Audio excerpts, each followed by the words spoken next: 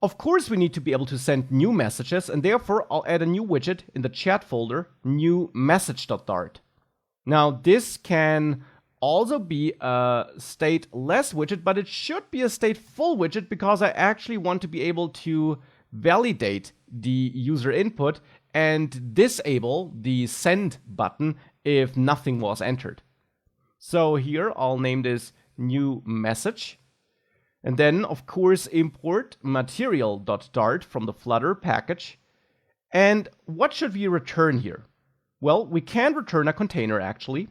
Should work fine.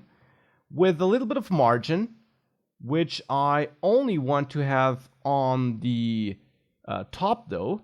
So I'll add some top margin here on this container so that there is some spacing between our text field and the message list. And I'll also add some padding with edge insets all of 8 as well, so that we also have some space inside of this text input box widget. And then the child here is a row, because I actually want to have two items next to each other, the actual text input field and the button to send the message. So here we need children, and the first child is a text field.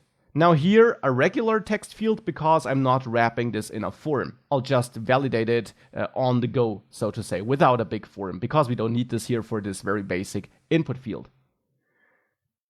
Now, you would get an error like this. You actually need to wrap this into expanded as well. Otherwise, a text field in a row will cause an error because it tries to take up too much space. With expanded around it, this will work, however. Now, on the text field, I'll add a decoration, input decoration, where I set a label of send message to make it clear what this text field does in case it wasn't clear. And I want to listen on every keystroke with the onChanged event here, with the onChanged function, where we get the user input and where we then can do something, for example, validate it and unlock the button to send it, which is the item I'll add next to the expanded widget here, an icon button. And this should be the send icon. So here I'll add a color of theme of context, primary color, and I'll add an icon, which should be the send icon here. Now, of course, this button also needs an onPressed handler so that something happens or can happen when we click it. The button should also only be enabled if a message was entered. Therefore, in new message state, we can manage that state. We can have a variable entered message, which initially is an empty string. And here in onChanged, we call setState and set entered message equal to the value we got here. Now this will run on every keystroke, so we update the stored entered message with every keystroke. And now we can use entered message to lock or unlock the icon button by only conditionally adding this function. So on the icon button onPressed here, we can check if entered message trimmed is empty. If it is empty, we know we have no valid message, even after removing all excess white space with trim. And if that's the case, I'll set onPressed to null, which means it has no function attached, and this will automatically disable the button. That's how Flutter works. If the message is not empty, I will set this function here as a value for onPressed. So now there is a function to execute when the button is pressed, and therefore the button will be enabled. Now, right now we're not sending any message, but this should work already. So let's go to the chat screen, and there we have a column with our messages. Now, below the messages here, we can therefore now simply add our new message widget. And of course, you need to import new message start from the respective path here. So if we save this, we have this message here at the bottom and this annoying floating action button. We can entirely delete this. We don't need the floating action button anymore. So let's get rid of it like that. And now here's the send message button. It's disabled, but if I enter a valid message, it's enabled and I can press it. But of course, nothing happens right now, so we need to change this. We need to make sure that when we press this, we maybe also unfocus this field so that the keyboard goes away automatically, but then also that this message is being sent. Now I'll start with unfocusing.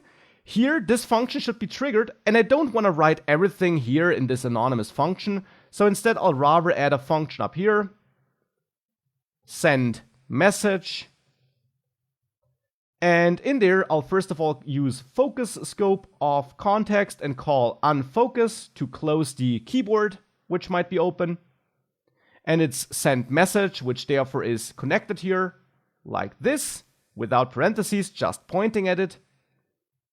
And inside of send message, we now want to use Firestore to create this new message. So for this, we import package cloud firestore.dart. And then here we can use firestore.instance and target the chat collection. And here we now want to add a new document, which we do with the add method. Now this takes a map, which describes the new document. And we want to have a text field here because every chat message should have a text field. Our dummy message has one too.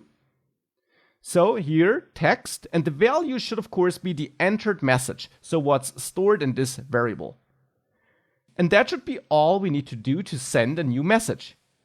Now this gives us a future, and we could wait for it to complete. We could show a loading spinner, but I think in a chat application we don't really need this, so that should really be all we need.